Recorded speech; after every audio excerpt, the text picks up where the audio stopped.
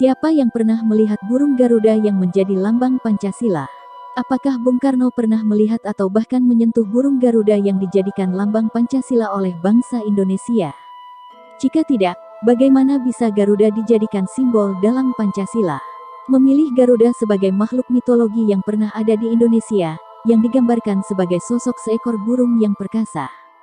Jika dalam mitologi lain, sosok Ikarus dikatakan sebagai makhluk mitologi yang tangguh, berbentuk burung, bisa dikatakan Ikarus dan Garuda bersinonim. Tapi sebelum menjelaskan tentang burung Garuda, bantu kami untuk mengembangkan channel Karya Tanah Jawa dengan like, share, subscribe dan memberikan tanda lonceng di channel ini, agar kami dapat memberikan informasi ke seluruh dunia dan kami akan memberikan informasi baru lagi di channel ini. Garuda merupakan makhluk mitologi yang sangat dikenal akrab oleh masyarakat yang beragama Hindu. Garuda merupakan sosok manusia setengah burung yang menjadi kendaraan Dewa Wisnu. Sosoknya selalu digambarkan sangat indah, bersinar terang, dan berwarna emas. Paruhnya digambarkan seperti burung elang, tubuhnya seperti manusia, penggambaran sosoknya sakti seperti dewa dalam mitologi agama Hindu. Sosok inilah yang kemudian diangkat menjadi lambang negara Indonesia. Sebagai makhluk mitologi yang keberadaannya pun masih diragukan ada sampai saat ini, sosok Garuda menjadi suatu hal yang mempersatukan bangsa Indonesia. Akan tetapi, bagaimana meyakini generasi muda kelak yang memiliki rasa ingin tahu akan sosok Garuda? Bisakah sebagai orang tua menjelaskan bagaimana Garuda menjadi lambang negara Indonesia? Hal ini tentu menjadi beban bagi orang tua, jika tidak bisa menjelaskan siapa dan apa sosok Garuda yang kini dijadikan lambang negara Indonesia. Ketika anak-anak memasuki fase berpikir, mereka mulai menimba ilmu di sekolah tingkat dasar. Memasuki sekolah, tentu saja mereka akan melihat sosok Garuda yang berdiri di antara foto presiden dan wakil presiden RI. Rasa ingin tahu seorang anak, tentunya akan dikeluarkan saat mereka kembali ke rumah. Karena orang tua selalu menjadi guru pertama bagi seorang anak, sudah sepantasnya orang tua mampu menjelaskan sosok Garuda yang menjadi mitologi secara lebih sederhana. Sederhana saja, orang tua yang menjadi guru pertama, harus memahami bagaimana Garuda menjadi lambang Garuda. Tentu wawasan orang tua harus memahami sosok Garuda yang hanya menjadi mitologi.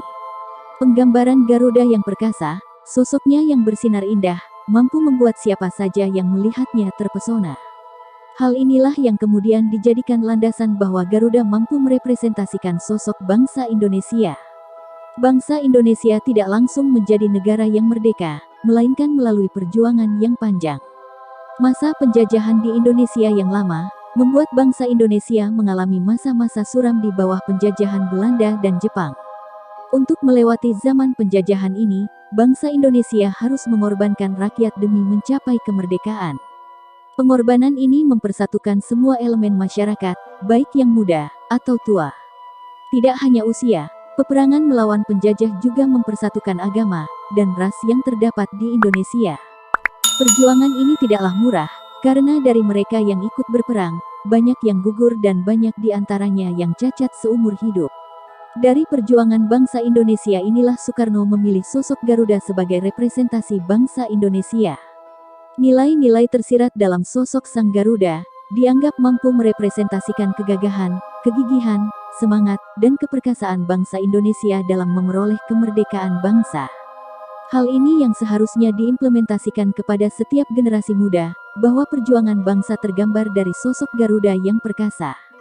Agar kelak generasi muda menghargai Garuda sebagai lambang negara, dan mengamalkan nilai-nilai luhur dalam Pancasila.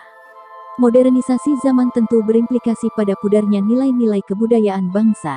Masuknya akulturasi budaya asing, menjadi salah satu penyebab pudarnya budaya luhur bangsa Indonesia. Generasi muda hanya sekadar membaca Pancasila, tanpa mengamalkan isi yang terdapat di dalamnya. Selain itu, tayangan televisi lokal tidak lagi menayangkan sosok Garuda walau di hari kelahiran Pancasila sekalipun. Tentu saja hal ini merupakan dekadensi bagi nilai Pancasila itu sendiri. Sebagai seseorang yang lahir dan dibesarkan di Indonesia, generasi muda haruslah memaknai lambang negara yaitu burung Garuda dan mengamalkan Pancasila sebagai dasar bernegara. Negara Indonesia merupakan negara yang menggunakan landasan dasar Pancasila, bukan agama. Artinya di Indonesia agama bukanlah suatu hal yang menjadi vital, karena di Indonesia sendiri terdapat beberapa agama yang diakui. Untuk itu, Pancasila seharusnya menjadi pemersatu bangsa Indonesia. Generasi muda kelak yang memimpin bangsa, haruslah menanamkan nilai-nilai Pancasila dalam dirinya. Agar suatu saat ketika mereka menjadi pemimpin bangsa, dan ingin dipecah belah dari sisi agama, mereka selalu menjadikan Pancasila sebagai landasan ideologi mereka. Siapapun yang menghina Pancasila, wajib dihukum secara adil, tanpa terkecuali seorang ulama yang hendak mendiskreditkan nilai luhur dalam Pancasila. Terima kasih sudah menonton di channel kami. Bantu kami untuk mengembangkan channel Karya Tanah Jawa dengan like, share, subscribe dan memberikan tanda lonceng di channel ini, agar kami dapat memberikan informasi dakwah ke seluruh dunia dan kami akan memberikan informasi baru lagi di channel ini. Terima kasih.